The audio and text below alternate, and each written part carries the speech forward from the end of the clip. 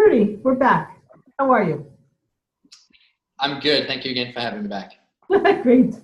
So we touched upon a little bit in the interview, the life coaching and the business coaching. But say I were to come to you for that, what would that really look like?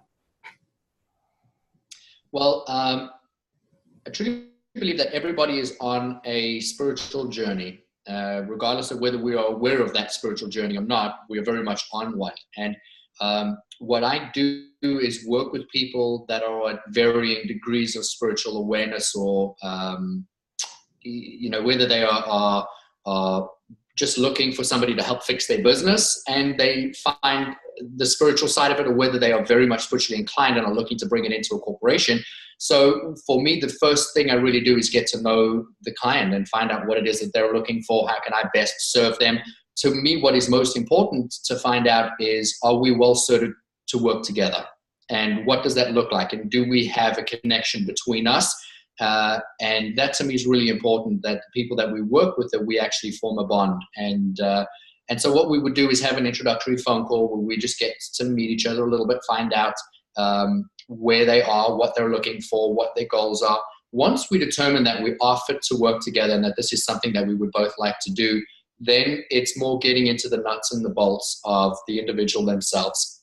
I am a very big believer in we don't have a personal life and a spiritual life. We just have a life. And they both fit together, and they should fit together seamlessly.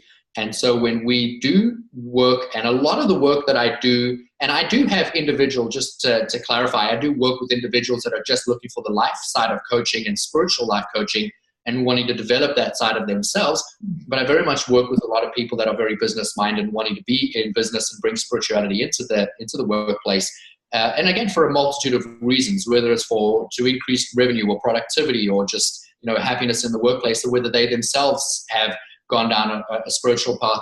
But regardless of what their initial intentions are, it's always really important that I look at the individual that has brought me into either an organization or a group or themselves, because I need to understand what is really manifesting in their everyday. What is it that they're experiencing? What are the repetitive patterns and themes?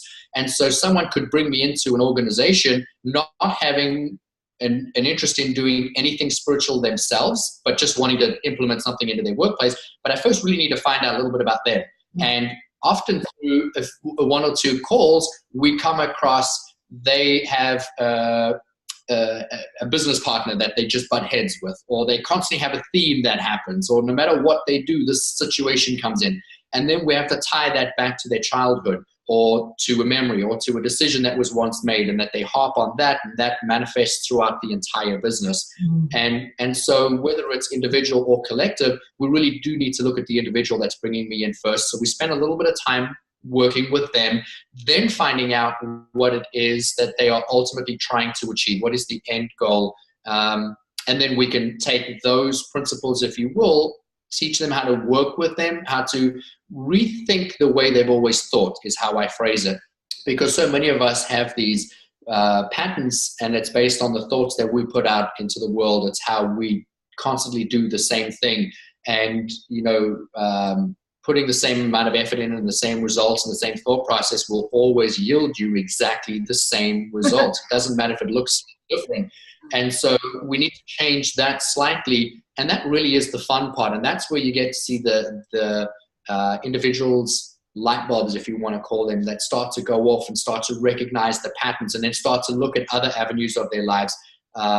If we do that individually, we can do that in every aspect of your life. And I firmly believe we all have a cheese wheel, if you will, and we compartmentalize so many different aspects of our lives. And, I could spend months working on just one person individually, or I could spend months working just in a corporation, but we would spend time in each one of those categories. And so not everybody needs as much work, and not everybody wants that amount of intensive time. I have embedded myself in a business for as long as 4 months. I've embedded myself in a business for a week. And as I mentioned when I first spoke with you, I will go to a business and do a keynote address to an entire company at the kickoff of an annual year meeting, or at the final year conference, or conventions where we just touch on so many spiritual truths that people know and feel to be true, but people don't talk about it in everyday environments. And so that's really what I get to do. And then we, from a business perspective, will start taking those and implementing them into business. It's really important for me to stress, Carolyn, that I don't do it in a fashion that sounds scary. You know, we don't walk in and all of a sudden start talking about religion. We don't start walking in and start talking about, spiritual, topics off the bat. It's very much a business mindseted conversation about how we need to work and what is customer service and what does it look like. But I bring in subtle spiritual truths up front that plant seeds that grow, and then the more we work, we start to divulge the real meaning behind what it is we're doing. And that is when it actually takes. Absolutely. Yeah, exactly. Now, do you find, Rudi, that you can start on a path and someone has a specific goal and you could end up in a completely different place? Yes. The answers every time. Obviously, if it's something as simple as a keynote, then yes, it would just be what you booked and paid for. You want somebody to come in, hype up your team, be motivational. I have done them where there is zero spiritual emphasis. It is 100% focused and driven on sales and performance and getting people ready to get out there and go. It's a really intense 2-3 hours, depending on what you're looking for. But I also have people that will come in and say, you know what, why don't you come in, tell me what we need? And they have a clean slate. And I'll often say to people, this is really what I want to achieve. I want more growth. I want this much revenue. And how am I going to get there? And then later, the perfect example is walking into an environment where somebody is very structured and corporate, and then when I leave, there's beautiful smelling lavender scents in offices and candles. Then my work is done. Your work is done. That's beautiful. Oh, nice. Well, I get it. I completely understand what it is you do. Is there anything else you'd like to share about it? Fascinating. And by the way, I love the work that you're doing. I haven't been in the business world myself since I was 17. I know how much is needed, and I think it's just wonderful that you've taken it on as well as you have. You know what? I think that we, and thank you for that. Thank you so much. I think that, for so much of my business life, I always felt like I was alone and that I needed to do it myself, and that if I didn't get up and do it, it wasn't going to happen.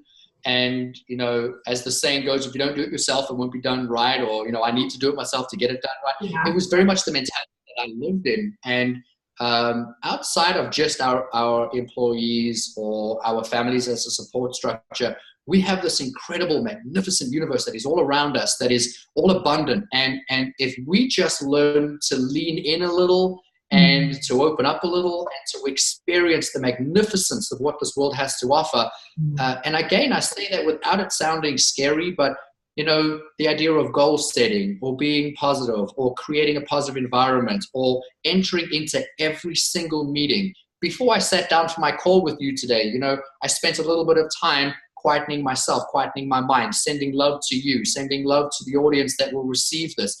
And that regardless of whether somebody just clicks on this for a minute or whether we end up working together or just have an introductory meeting, I always feel like they are getting exactly what they need at that time for that. And I need to put myself in a position to make sure that I'm always giving you the best side of myself, the best version of myself, giving you everything that I can give.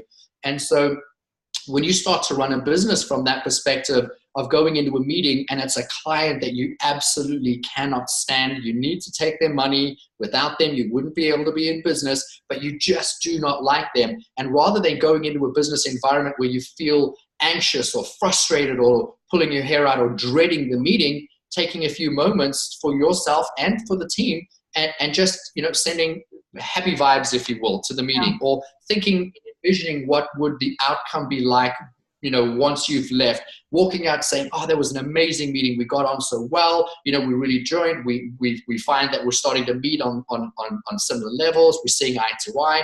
And that's the kind of thing that I like to instill in a lot of what I do.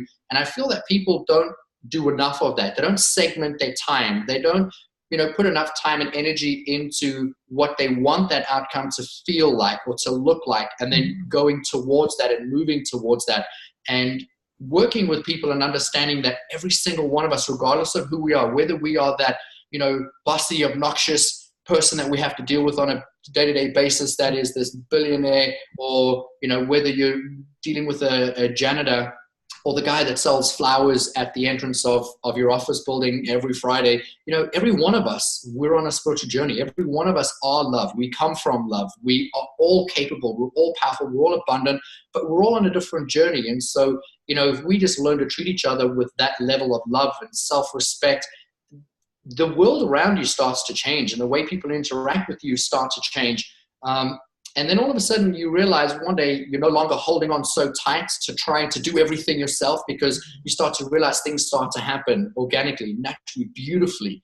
And that really is a large part of what it is that I do. And so I desperately want people to get into a place where they can experience that for themselves and start to realize that they are not alone. We've never been alone. And we have so many resources available to us from within us and around us. And I guess if I can just help people just impart that a little bit into them, into their businesses, and to help people evolve and change, and to open up and to be more receptive to that side of life, then I would say that my work is definitely moving in the direction that I would like it to be.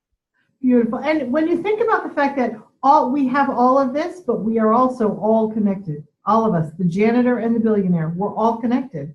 And I think once people embrace that, or just even know that, things can change in a big, big way.